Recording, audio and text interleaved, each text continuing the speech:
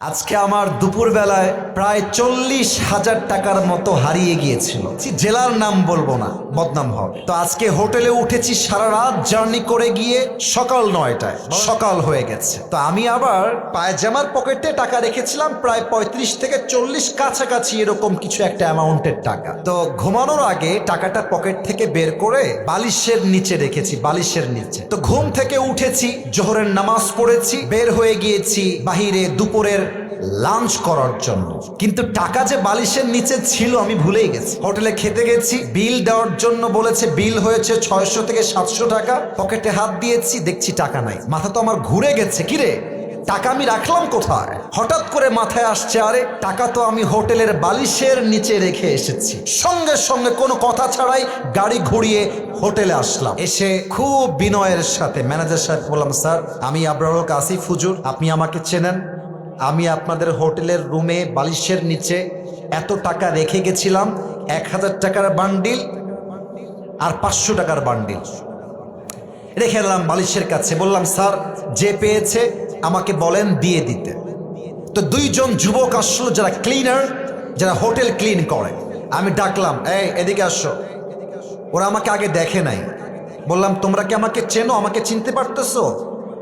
তো যে আমার বেড গুছিয়েছে, যে আমার বালিশ হটিয়েছে, সে বলছে, হ্যাঁ আমি আপনাকে চিনি, আপনি আসিফ হুজুর, আপনার ওয়াজ আমি শুনেছি।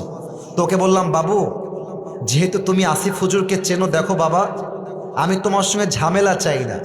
আমার বালিশের তলে আমি টাকা রেখে গেছি, আমি 100% ড্যাম শিওর টাকাটা বাবা আমাকে দিয়ে দাও, তোমাকে আমি হাদিয়া দিয়ে বাসায় চলে যাব।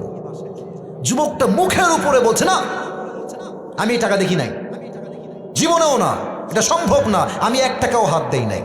আমি বললাম, প্লিজ ট্রাই টু আন্ডারস্ট্যান্ড, একটু বোঝো, আমার বাদ মাগরিব প্রোগ্রাম, আসর আজান হয়ে গেছে, দিয়ে দাও বাবা, কোনো ঝামেলা চাই না, থানা পুলিশ চাই না, দিয়ে দাও। আমি বুঝালাম, আমার ড্রাইভার বুঝালো, পিএস বুঝালো, ম্যানেজার বুঝালো, সে বুঝতে রাজি না। এবার হোটেলে মালিক চলে আসছে, বড়লোক, শিক্ষিত, অনেক বড় ঘরের মানুষ তিনি, এবং তিনি একজন অ্যাডভোকেটকেও নিয়ে আসছে। সিসিটিভি ক্যামেরা ওপেন করা হলো, কে গেছে হুজুরের রুমে আর কে বের হয়েছে। তা আমি চোর ধরতে গিয়ে নিজেই চোর হয়ে গেছি। তারা আমাকে বলতেছে, আপনি যে টাকা রাখছেন তার প্রমাণ কোথায়? আমাকে বলতেছে, বিনয়ের সাথেই বলছে যে, স্যার আপনি যে টাকা রেখেছেন এখানে 40,000 টাকা, তার প্রমাণ কি, আপনি আমাকে বলেন। আমি তো ঝগড়া চাই না, আমি সবসময় সমাধান চাই। তো আমি বললাম, একটু ক্যামেরাটা আগা পিছা করেন, সিসিটিভি ফুটেজটা সব চেক করা হলো। হোটেলের মালিক বললেন, হুজুর টাকাটা হয়তো বা আপনার স্টাফরা নিয়েছে, কারণ তারাও আপনার রুমে প্রবেশ করেছিল। আমি বললাম, দেখেন আমার স্টাফরা, they have been working with me just for 4 years, প্রায় 4 বছর যাবত আমার সঙ্গে তারা আছে, আমার 1 পয়সা তারা হাত দেয়নি আজ অব্দি, ওরা নিতে পারে না, প্লিজ একটু সমাধানে আসেন। না, উনি মানতে রাজি না, উনি বললেন এটা হতে পারে না, আমরা সরি। লাস্টে যখন ফিরে আসবো, টাকার আশাই বাদ দিয়ে দিয়েছি। অ্যাডভোকেট তাকে আবারও বলছে, এই ছেলে টাকা নিয়েছো, থাকলে দিয়ে দাও, কোনো মারামারি হবে না, দিয়ে দাও, আসিফ তোমাকে ছেড়ে বাসায় যাবে। ও বলছে, না আমি টাকা নেই নাই। আমিও টাকার আশা বাদ দিলাম, যে থাক ওইটা বাদ, ওটা পাওয়া যাবে না। জাস্ট আসার সময় তাকে বললাম যে, স্যার দেখেন আমি আসিফ হুজুর, আমি কোনো গন্ডগোল চাই না, আপনার হোটেলের বদনাম চাই না, তবে একটা আবদার রাখবো। এই যুবকটা যে রুমে থাকে, চেক হিজ রুম, ওর রুমটা চেক করে। বলছে, ঠিক আছে হুজুর, আপনার লাস্ট আবদার আমরা রাখবো।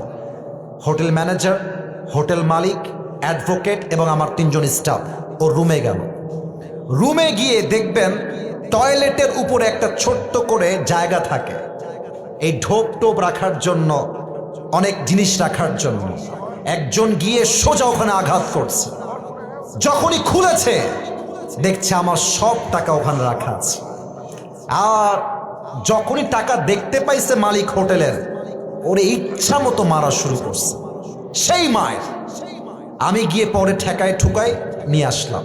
আর ওই যুবকটা পা ধরে এত কান্নাকাটি। আমি বললাম, যুবক তুমি কি করলা এটা? তুমি আমাকে বলতা যে হুজুর আমি টাকাটা পেয়েছি, নেন আপনি, আপনার যা মন চা আমাকে খুশি হয়ে দিবেন, তাতেই আমি খুশি, আমি তোমাকে দিতাম অনেক টাকা খুশি হয়ে। তুমি কি করলা? এখন তুমি টাকাটাও পাইলে না, তোমার চাকরিও হারায় গেল। শিক্ষা কি পেলেন? শিক্ষা একটা, যদি আপনি জ্ঞানী মানুষ হয়ে থাকেন, আপনি মাথায় রাখবেন যে আমার এই টাকাটা দামি নয়, আমার বিশ্বাসটা দামি। যদি আমি বিশ্বাস রাখতে পারি, পুরস্কারও থাকবে, চাকরিও থাকবে, জীবনটাও সুন্দর হবে। মূর্খতা করবেন, চাকরিও থাকবে না, জীবনটাও অসুন্দর হয়ে যাবে। ঠিক কিনা বলেন?